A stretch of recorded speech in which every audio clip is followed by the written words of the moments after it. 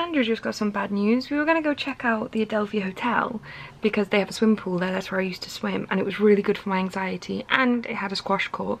So Andrew was like, well, I'd work out there in a squash court.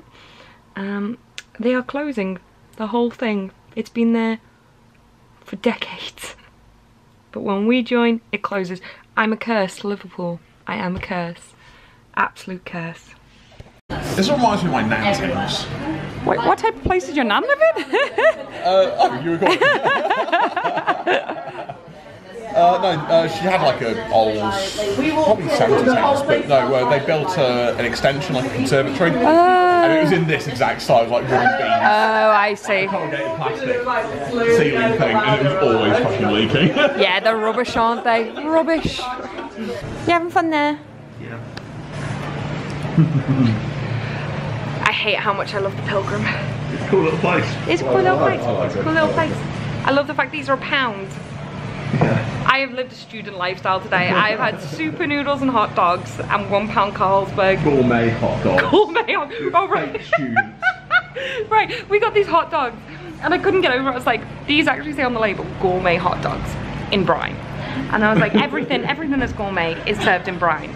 And then it said in the cooking instructions, you can either boil for 5 minutes or microwave for 20 seconds.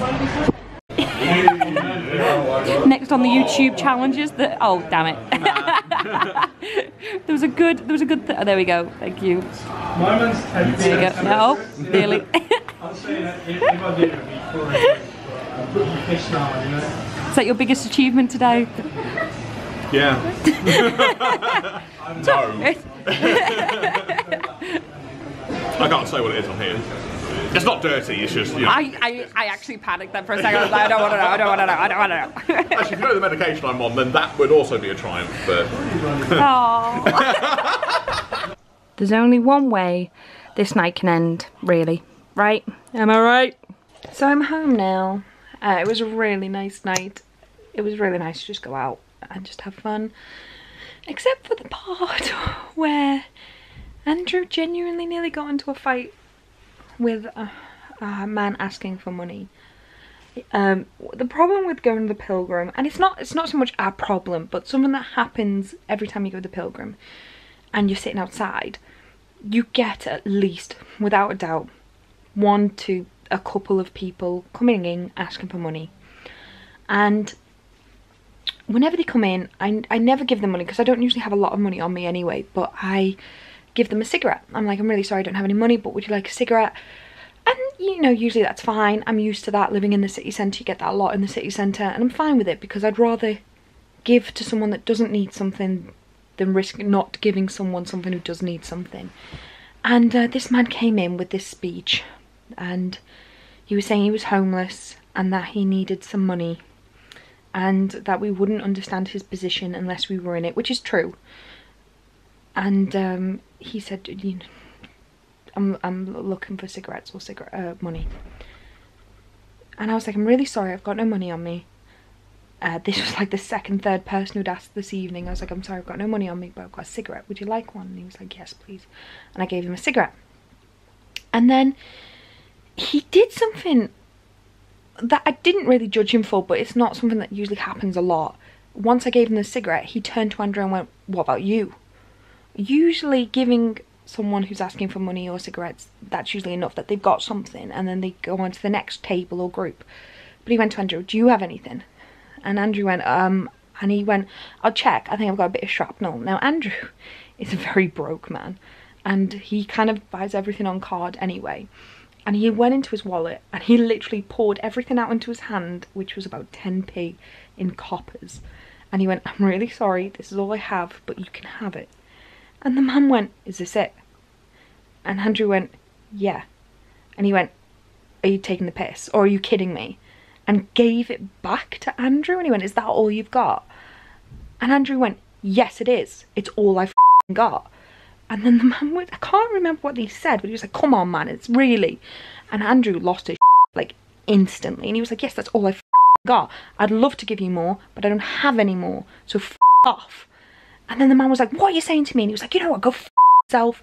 And then Andrew literally just went, he just picked up his drink and stormed off into the pub, as he should, because he was like, he has the biggest patience with everyone, but if you press his button in a way, like, that's it, it's gone. And he went inside, and I just took I calmly picked up my stuff and took it back into the pub while this man is screaming at Andrew. And I went in and I was like, you okay? And he was like, I'm just really I'm really pissed. And I was like, I don't blame you, that was upsetting. And then Andrew stormed out of the pub, and he was like, do you know what? And just stormed out and left his drink there. And I was like, and so like I left the drink there and I ran after Andrew, and he was talking to someone else outside. The man had already left, and then he came back in the pub with me. But it was just like,